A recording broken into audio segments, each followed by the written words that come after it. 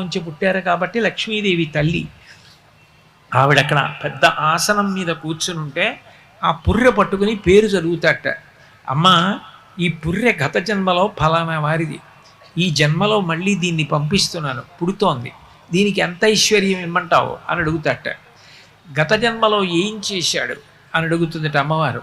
కబుర్లు చెప్పిన వాడికి కాదు అమ్మవారు ఇచ్చేది, ఇలా పెట్టినవాడు ఎవరున్నాడో వాణ్ణి చూస్తుందట అమ్మవారు.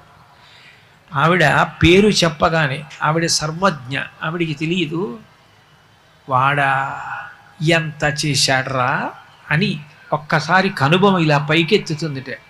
నేను వాడికి ఇచ్చాను, వాడు సమాజానికి అంత పెట్టాడు, ఎంతమంది అన్నం తిన్నారో, ఎంతమంది చదువుకున్నారో, ఎంతమందిని వృద్ధిలోకి తీసుకొచ్చాడో, అంతమంది వృద్ధిలోకి వస్తే తాను ఆనందపడిపోయాడు రా, వాడికి మళ్ళీ రెట్టింపి అంటుందట.